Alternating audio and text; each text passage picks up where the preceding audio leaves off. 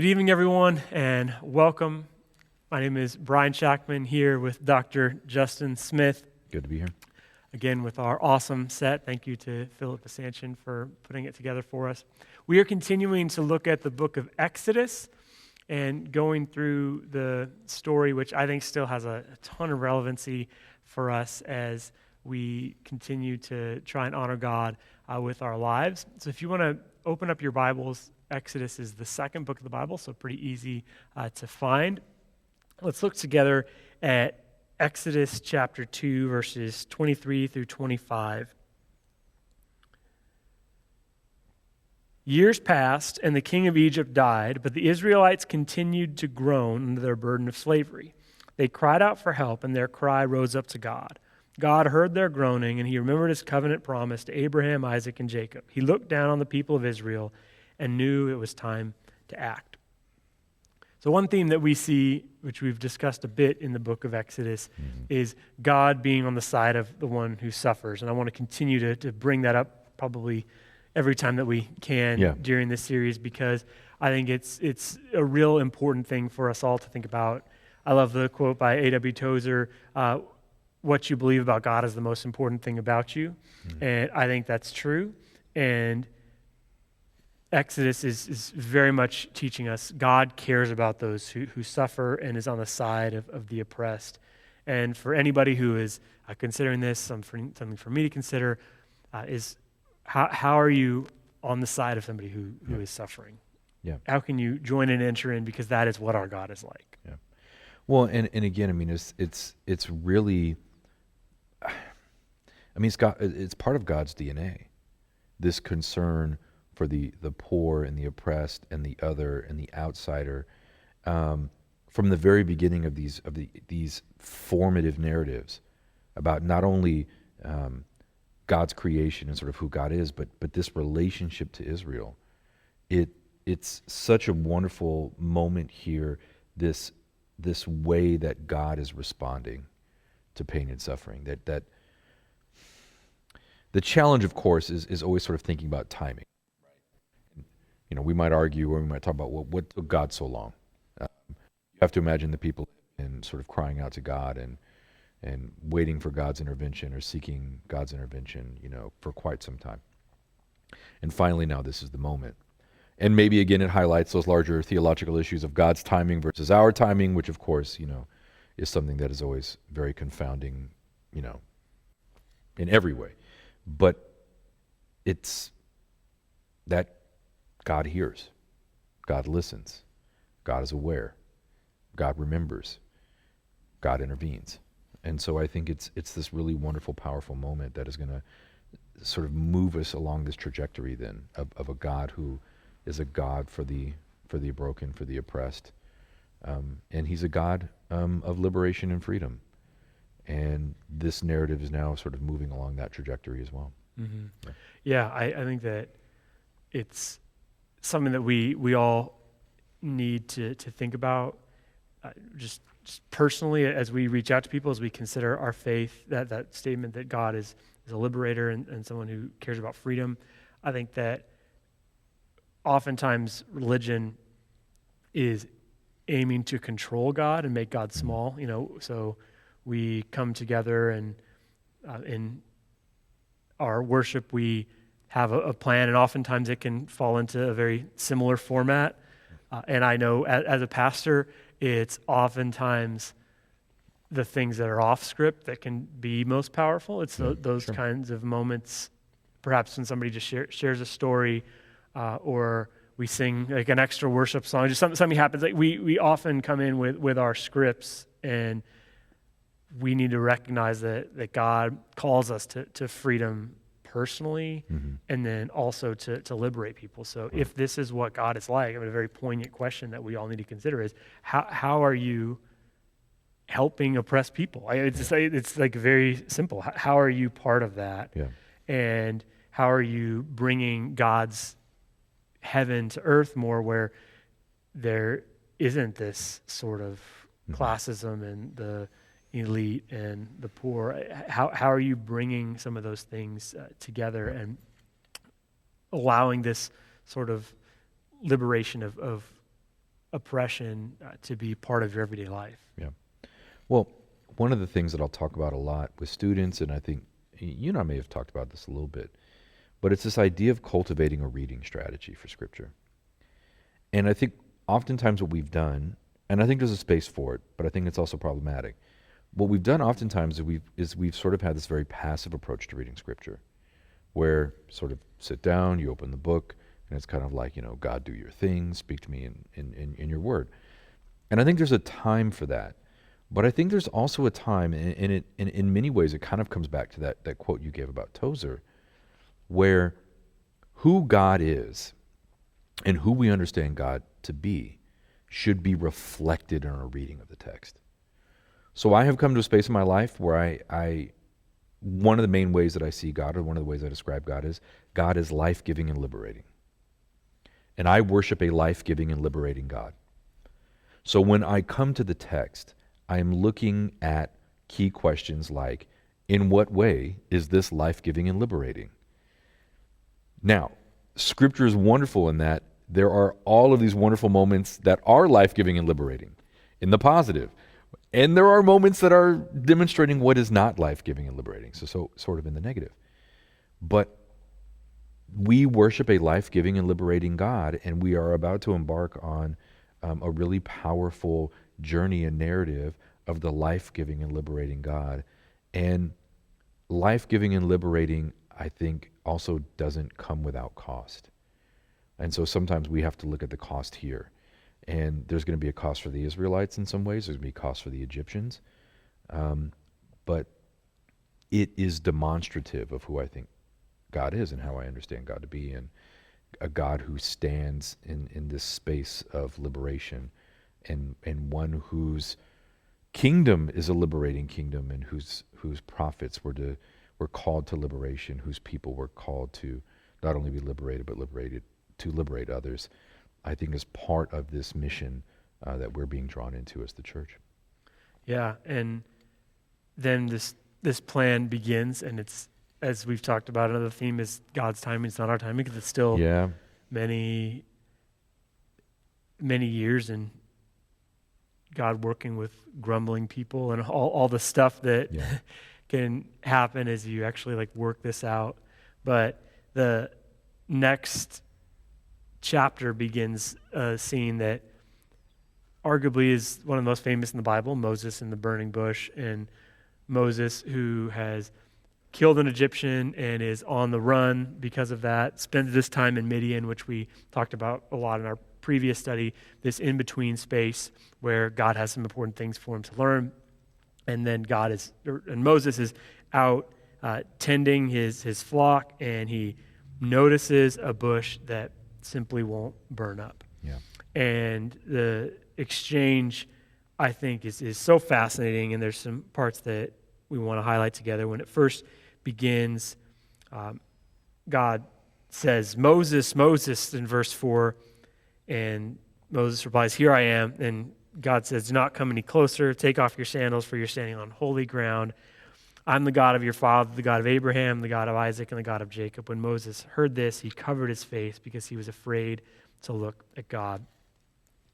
Then God basically reveals, as we were discussing, I've seen the suffering of my people, and basically I just need a body to show up. I need you to go and speak on my behalf. And that starts Moses down this long list of excuses, reasons why he shouldn't be the one to do this.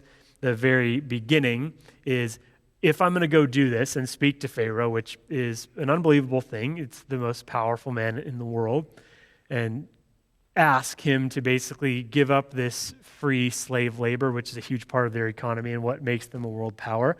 So to do that is definitely putting your life on the line.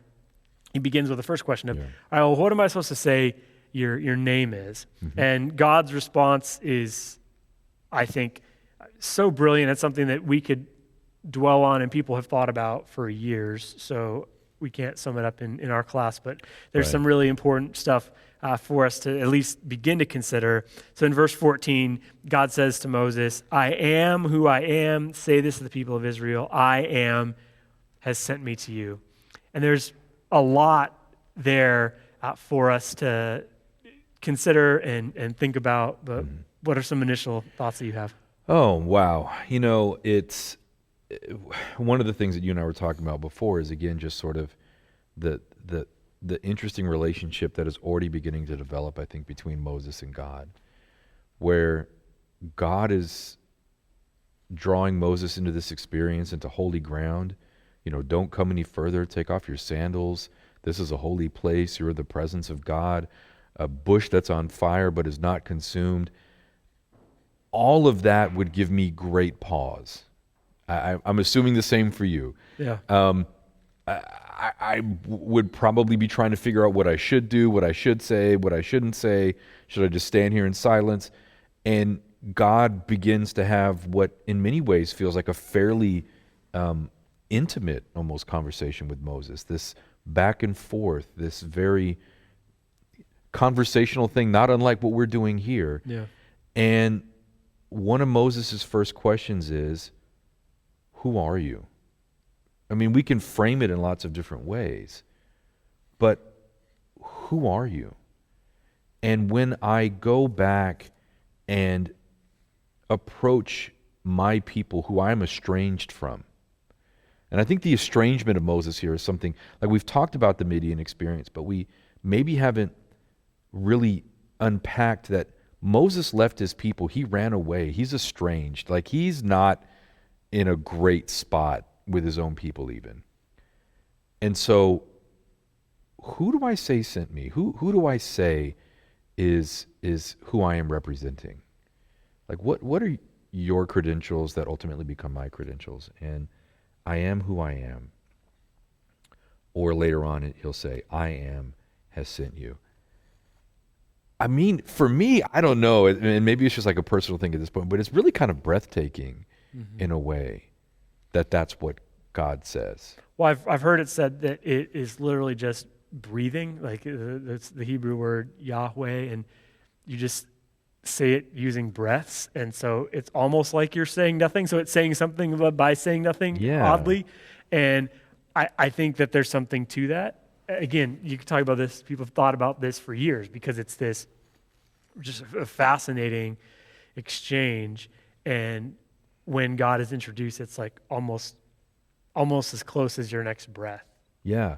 And that's interesting. And this sort of whole thing starts to unfold. So he says, say to the Israelites, I am has sent me to you. And then Elohim said to Moses, and then say to the Israelites, the Lord, YHWH.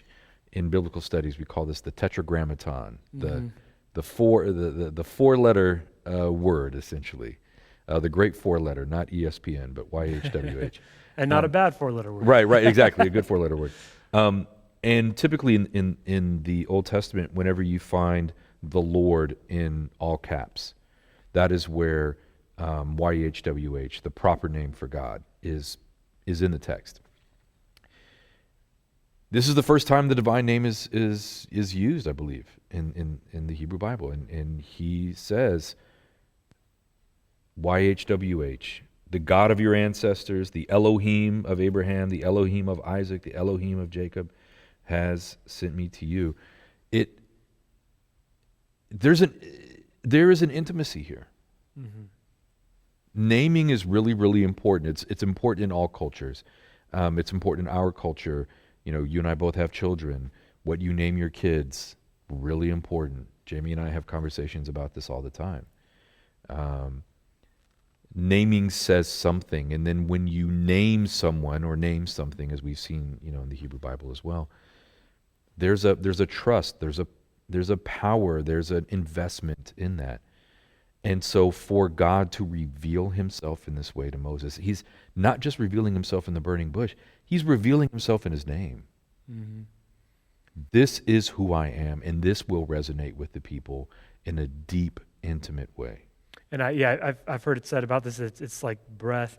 And so that when a baby is first born, that child says the name of God first in a breath. And then when someone dies, they have one last time where they say the name of God. And I just think it's so profound because as I think about even other world religions, it could be, my name is Steve or Cynthia or what. Sure. And it's this pronoun, and this is the understanding. Like this, just give you a name. You're gonna, for all time and eternity, you're gonna, when you think of God, you're gonna think of like this, whatever this word is. And I just think it's so significant that it's a verb that's given. Like it's not a noun, because I think we can get comfortable with a noun and put a noun outside here, but a verb is this essence that is always with us, always available, and there's something so significant here.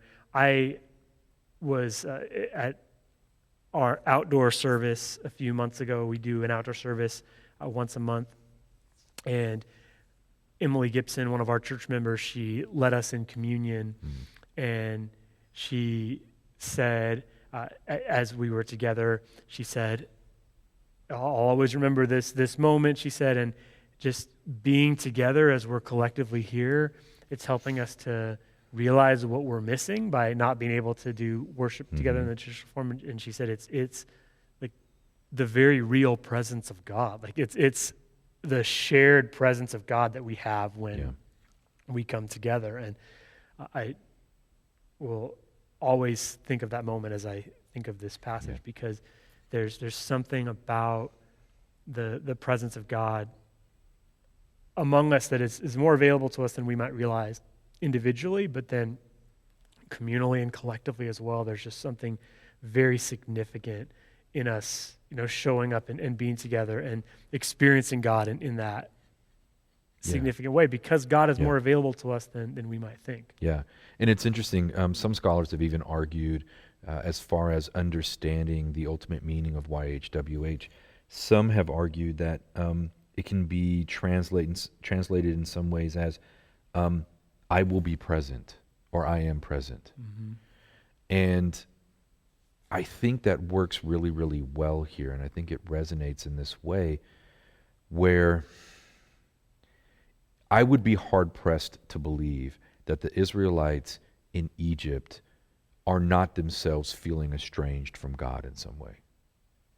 That they are not feeling that God is not present, or not as present as they need him to be.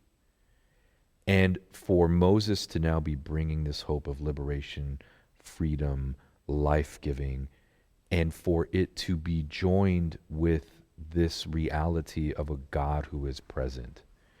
And so when they say, who sends you? You say, the one who is present with you sends me. The one who is sends me. And I don't know, man, it's really, really beautiful in my mind. It's just this idea brilliant. It's of, brilliant, of I am present. And it's like, okay, I don't know that it solves everything immediately, but I think but it draws in our that human minds, we want something to hang it on, and we want to but it's beyond our comprehension and understanding in good ways. Yeah. And even the back and forth that Moses has, where he's just rejecting this calling and saying, no, just do something else. It's really interesting to notice that it's God who is acting through the whole thing. Like, Moses, all I need you to do is show up, and then the verbs are God, like, I will do this. I'm gonna be faithful over it. It's like I. And Moses, you're gonna be part of this, but it's not gonna be the most significant part. And there's all this back and forth, and my favorite one is toward the end. Moses says, I'm not a very good public speaker, basically. And it's very ironic that he would say that. Eventually, he's going to give some very memorable, important speeches. He's going to speak. He's going to literally speak the 10 Commandments to people, and that's some of the most significant words in human history.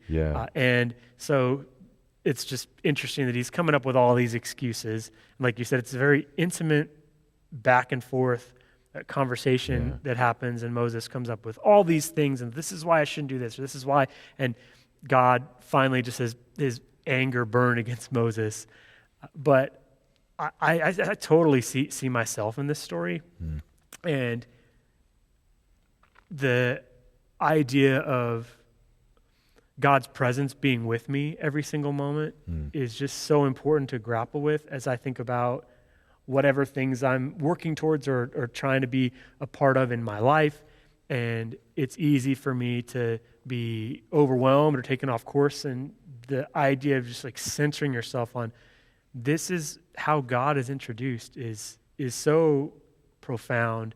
And then that idea of God being a liberator and calling us to be part of that is so significant. And then I think of Moses and the very reasonable ways he's like, no, I mean, this is going to a very corrupt world leader who has killed a lot of people, who is extremely powerful. Just think of a corrupt, a very dangerous world leader in a place where it's just like you don't like it, so you get your head chopped off. I mean, it's like this is dangerous. So I get Moses being like, no, that's not really what I want to go back to, and that's something that it's a past I don't want to mess with back there. And so I get it, but just how to do things that God would call us to. It's not always going to be this big type thing, but it's going to take us really relying on God and as a constant understanding of God's presence.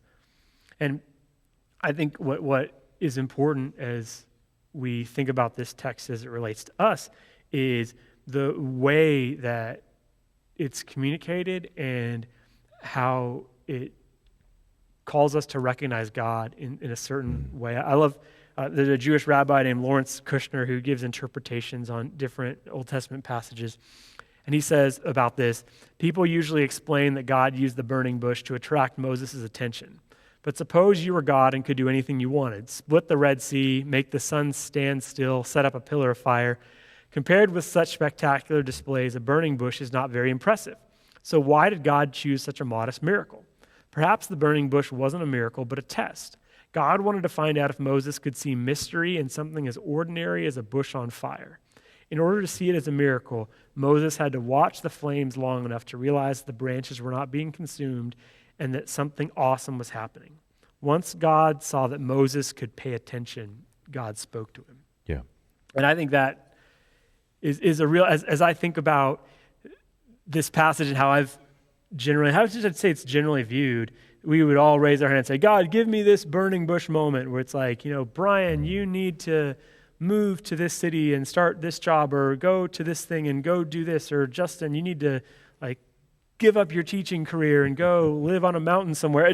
We want that sense of direction, but we don't want to pay attention. Yeah. And then ultimately, I think of the clarity that Moses receives is not at all something that he would want. Right. And even in that clarity, it's just basically just rely on me. Yeah. Like, you're going to feel insufficient, but rely on me every step of the way. And here's all your excuses about how you shouldn't do it or how you aren't called to do this. And I'm just going to give you some reason to not believe those things anymore. Yeah. And can you just rely on me? Yeah. And that's significant, I think. Well, and it's also, obviously Horeb, also known as Sinai, will go on to have such great and deep importance, obviously to the life of Israel. But at this moment, it sort of feels like it's this really powerful thing that is happening in the midst of this really mundane thing. Mm-hmm. So Moses is on the mountain. He's watching over the flocks. He's doing his job. This is not a, I don't know, for lack of a better word, it's not a vision quest moment. This is not Moses going off, somewhere in quiet contemplation, trying to figure out who he is. Going to some motivational speaker. Yeah. Right. This is not a weekend retreat. This is Moses is out tending the flocks. He is not looking for this epiphany. He's not looking for this transformational moment. And I think this idea of paying attention, this idea of being aware, this idea of understanding your surroundings, being sort of that entry point then into actually being able to hear God, is a really interesting point. And the reluctance on the part of Moses. Like, I think you got the wrong guy, God. Mm-hmm. I, and by the way, like that whole conversation, we haven't read the text out loud, but there in chapter 3 and into chapter 4, it's this whole conversation that's going on where God shows Moses beyond the burning bush all of this miraculous Yeah, and there's power. two miraculous things that happen in Exodus 4. Yeah.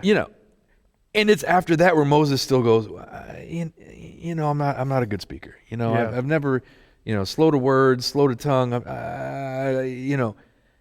And I just look at this and it's, I don't know, man. It's like in so many ways, like this whole narrative is overwhelming as you start to think about the way that God is intervening here, and even in the midst of what God is trying to do, Moses is pushing back. And I wonder if that's not one of the biggest takeaways for us in a way is as we're crying out for God to intervene, and as God is intervening, in what ways are we pushing back against God's intervention? Like, what ways are we pushing back against the God that we are saying, God, please be present, and God says, I am present, and we go, yeah, but not in that way.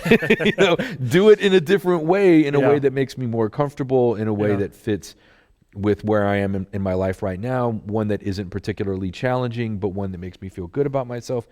And God is saying, I'm present. What else matters?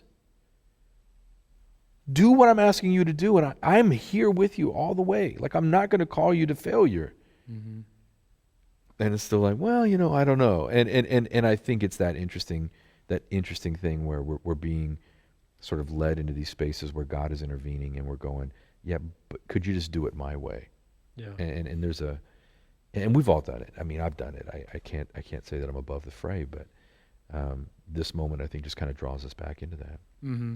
Yeah, and it's something that is just so critical. Just the idea of learning to pay attention to God's leading, and really just being willing to say, God, I trust you. I trust you with my stuff, and I trust you then to lead me in this way, and I'm gonna pay attention. I think about the beginning of the coronavirus time, and just as a church leader, we were suddenly called, like so many people, to just shift how we were doing things and figure it out. And I think I was confronted with a little bit of feeling of that I was kind of running this thing, and just that I know how to run this thing, and I'm doing, without doing these things that I participate in, without making it as I normally would. It's like this moment of, oh, God's actually running this whole thing, the world, everything, and God is present, and God hasn't given up on us, and we desperately need these better ways of paying attention and being willing to say, like, all right, God, what would you have me do, and how could I alleviate suffering? And I think oftentimes when we think of the will of God, we think of it as this like tightrope that we're walking, and in reality, I think God would look at you and say, you want to give water to people in Africa? Great. Do you want to go work on Skid Row in LA? Awesome. Choose one though. Don't sit there and don't participate, because there are avenues, there are ways that you could do this. It isn't about just this one thing that I'm calling you to do, but choose something, and awesome, I'm going to help give you strength to keep going. I sometimes we'll talk about, paralysis through analysis in a way where, we feel like we're being called, and God says, yeah, you are being called. Go do something. In some ways, it's almost this idea, I feel like, where we're oftentimes sort of saying, God, do something in my life, do something in my life, do something in my life. And I feel like God kind of says, I am, now you do something. It's this participatory thing that we're being called into. And Moses really sort of draws us into that space of, there are always going to be excuses, there's always going to be reasons for why we can't do something. But God has to be the reason why we can. Yeah. And I don't know, man. I just think it's. I mean, I suppose on one level, it is sort of comforting that you have God who is going to do this amazing thing through someone like Moses, who ultimately I think really sort of grows into this role really quite well, but who starts out in a very sort of insecure, uncertain space. Even in the midst of all the things that God is saying and doing, there is still this moment of, I'm just not sure. And God says, I know you're not sure, but I am. And I'm going to lead you through this. And I don't know. It's just for me, it's humbling. It's a humbling reminder that most of us probably aren't sure. And in a lot of cases, that's okay. Mm-hmm. Participate. God's going to lead us through. Yeah. And I think, okay. Yeah, I think as some parenting advice when we had our son, somebody was talking about how you're going to be tempted to try and define your moments as a parent with these mountaintop type things and, these special events. And not that you shouldn't try to take your kids on a special trip every once in a while and do some important family time. But this person said 95% of being a parent is just showing up and being there consistently. Yep. And I think that's the same exact thing is true of a true disciple of Jesus, of God. And then obviously Jesus picks up on this I am theme very strongly in the New Testament. Sure. That this presence is with you. And eventually he's going to say, I'm going to leave the world, but the Holy Spirit's presence is coming and it's even better than me. Yeah. And so I'm just underscoring how much the presence of God is available to you and to everybody. And the key for us all is 95% of it is just showing up and learning to pay attention and then saying, all right, God, where do my passions meet yours? Right. And how can I be part of bringing your justice more and more to the world? Yep. And God's just saying, I need a body, like anybody. I need a body. I need somebody who's willing to show up. And I know sometimes we think, I want the burning bush moment, but it's like, no, you don't. You don't want to have to show up to a notorious, ruthless king who's not used to hearing no. Things are going in a different direction. No, that's not Pharaoh.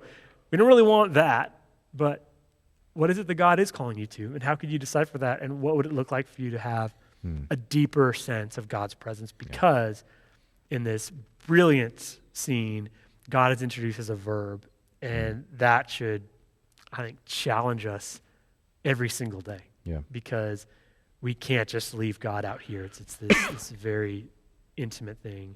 And God allows us back and forth sometimes to say, God, I don't understand. I don't do this, but God will listen to you. Yeah. After a while, maybe get a little frustrated as we see. Yeah. Lord's anger burns against Moses, but that doesn't mean that God isn't calling us to do some things that are important. Yeah, I mean, it draws us into this relationship, this partnership, but it's not a dictatorship. Mm-hmm. It's not God just sort of being on high and giving us a list of things to do. It's the way that we're being drawn into a deeper relationship and a deeper participation. And I think, again, the I don't know if it's the courage or the cowardice. We're running out of time. We got just a couple seconds left. But it's the partnership and participation I think is really key. Yeah. Thank you, as always, Justin.